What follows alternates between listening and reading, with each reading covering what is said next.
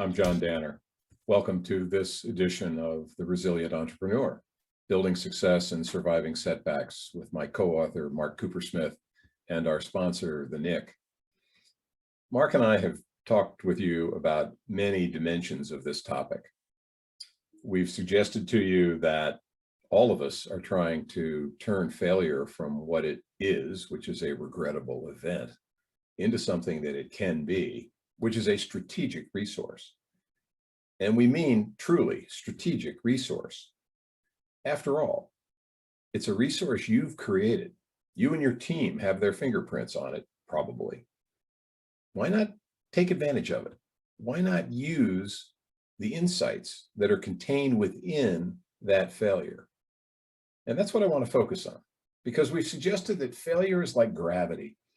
It's an inevitable, inexorable, ubiquitous phenomenon. It's a fact of nature. It's a force of nature even.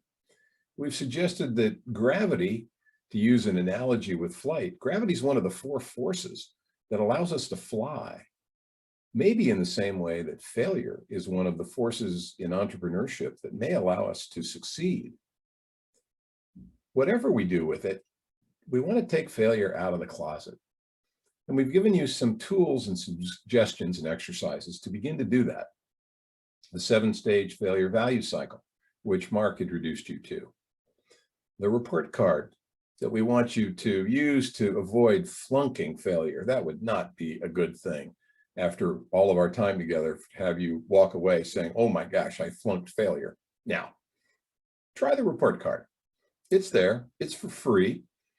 It's in a chapter in our book if you want to go into more detail, but you can just use what's on the website and begin to get a sense of how to put that failure value cycle to work. In chapter 11, we've given you a lot of additional ideas about how you can create a more failure savvy organization in your venture, even if it's just you. But if you've got a colleague or two or a team of colleagues trying to help you build your business, I want to leave you with 6 things that you can start to do right now. The first is, look at yourself. Start with your own attitudes about this issue of failure. Can you talk about it? Are you comfortable with others talking about it? Because in any organization, people will look to the leader first to see what's okay to talk about. What's okay, what's fair, what's safe for people to talk about. And it might be time for you to reacquaint yourself with your own attitudes about failure. Are you comfortable with discussing it? And more importantly, open to learning from it, as opposed to dismissing it or denying it or trying to defy it in some way. Second, if you have another colleague or more, chances are it's the elephant in the room. Ask yourself, why is it that in most business meetings, many people choose to sit silently when they have questions, when they have concerns, when they have an idea, when they have a point of view that they don't share? Do you think they don't care about the company? Do you think they don't want to succeed? I doubt it. I think these people are afraid of failure, afraid of being laughed at, afraid of being rejected, afraid of being judged. Your job as a leader is to make it safe for this topic to get talked about. It's in your interest to do that. If it's not talked about, it's not being dealt with.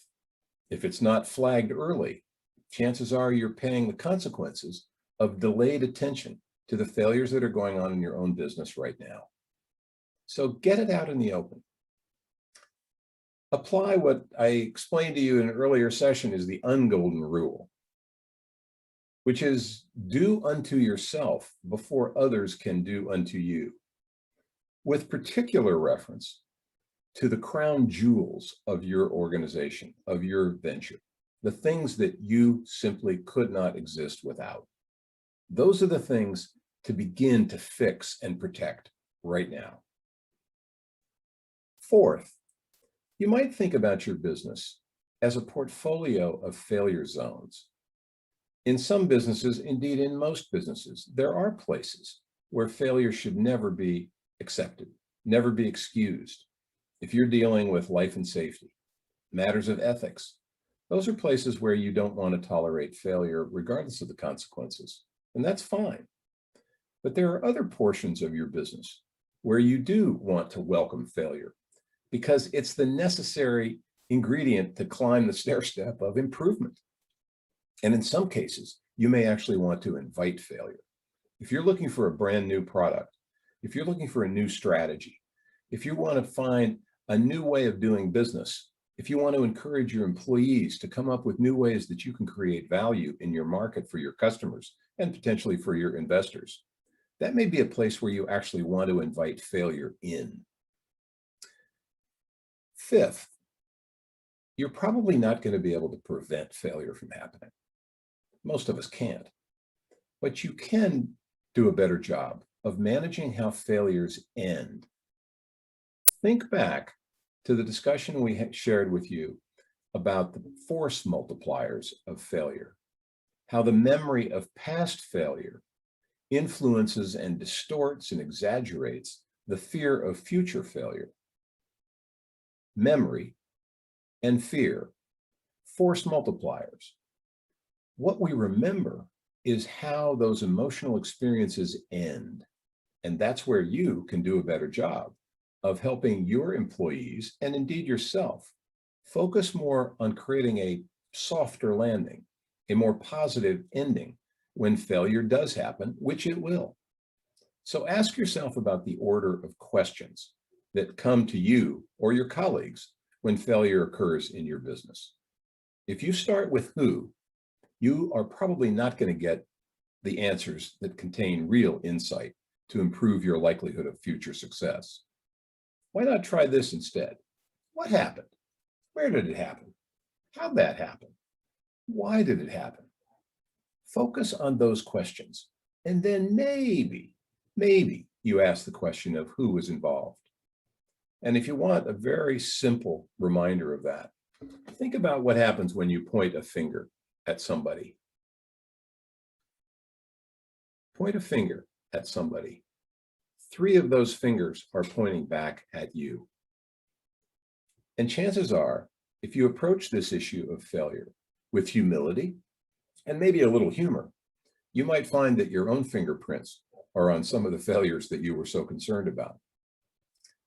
It's too easy to turn failure into an opportunity to scapegoat somebody, to blame somebody.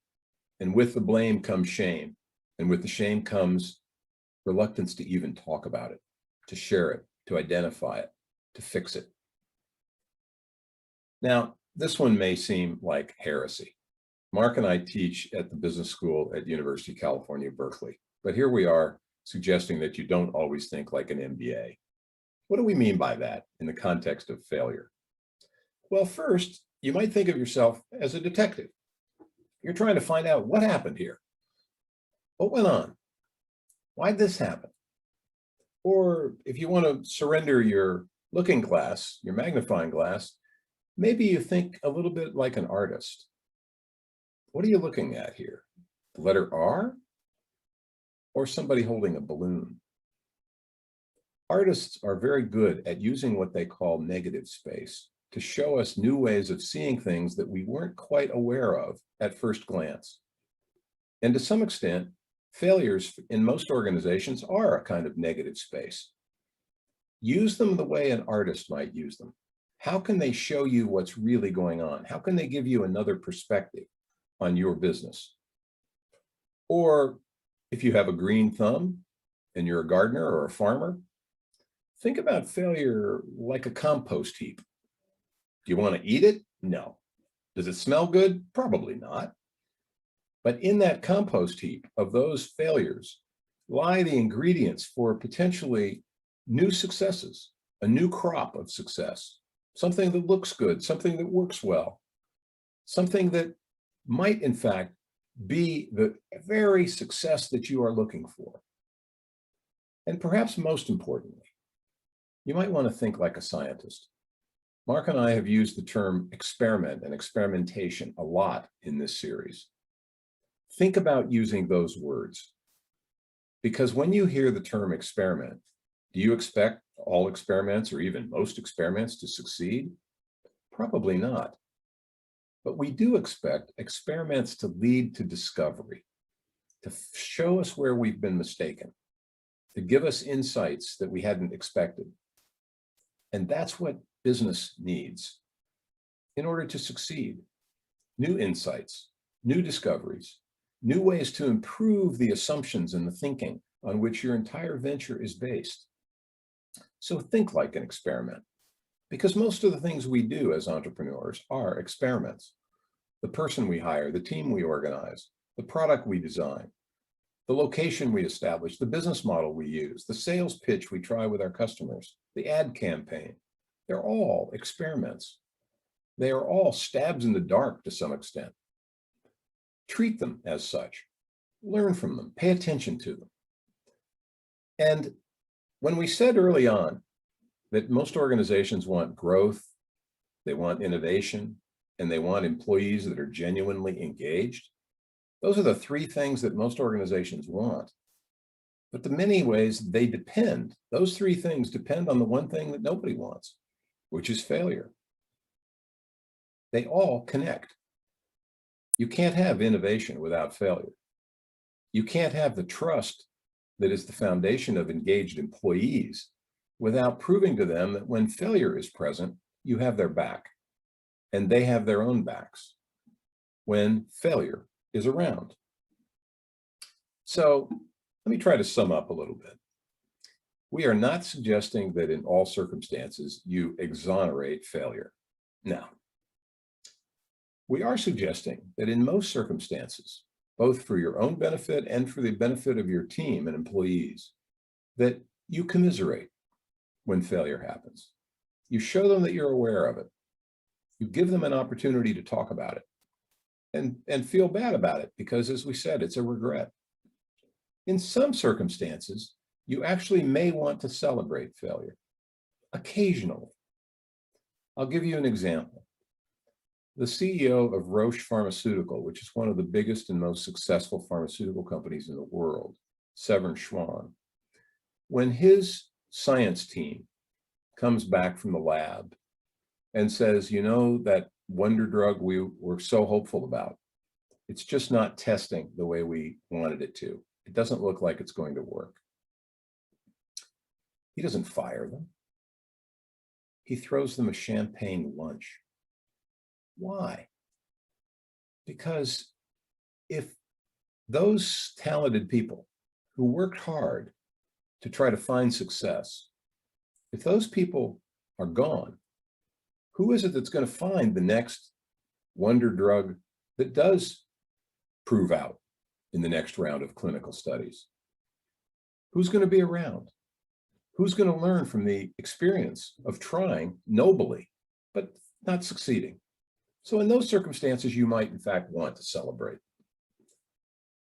But in all cases, we are suggesting that you liberate this topic.